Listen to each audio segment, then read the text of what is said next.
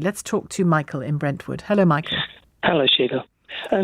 I don't trust any of them, but I really don't think Sunak is going to be the man for the job.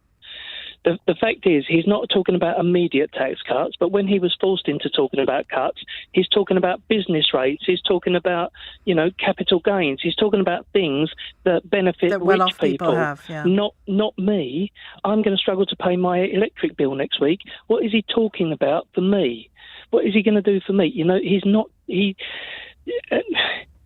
I find him deceitful, and I know it was only a little thing, but the fact he had to pretend he drove a little car instead of a Bentley to put the petrol in tells me he is not very truthful. He wants to say he's of the people, and he's not. You don't have to pretend. I don't care if you're rich. I don't care if you drive a Bentley. But don't try and trick me by pretending you drive a little VW.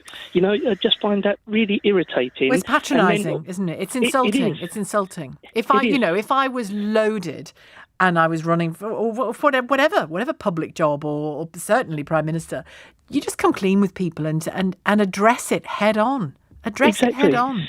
Nobody cares if you're rich. You say, I want everybody to be this rich, and then you've solved it. But he just... No, I know, but you can say it.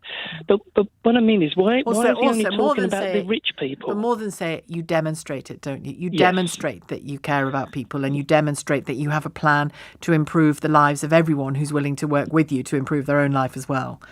Absolutely. I mean, I know one of the other people was complaining about people on universal credit, which is crazy. It's not a lifestyle choice. Nearly half the people on universal credit work, and if their wages they were paid were living wages, they wouldn't be on universal credit. Yep. So the taxpayer is already funding the dividends of several large businesses and organisations in the UK. That it shouldn't have to, yeah. They're happy with that sort of socialism, but not the sort of socialism that gives an individual some help. I also think that a key question for whoever becomes the leader, and it's certainly a key question for the government right now, and it has been for some time, which is employment. And it links to what you're saying, Michael. An employment bill was promised at least 3 times, I think, certainly twice, hasn't been in any of the Queen's speeches. People's employment rights are being stripped away left, right and centre, and nothing is being done about it by the government. They're not interested in doing anything about it. And they're not talking about it now. None of them are saying anything. They're speaking to their base, I understand that, but none of them are saying anything to any ordinary person to give us hope, to say we're going to take you forward. This is how we're going to improve your lot.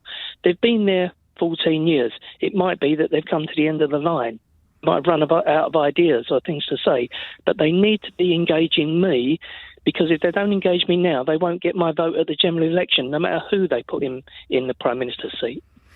Well, thanks, Michael, for your call. Michael in Brentwood.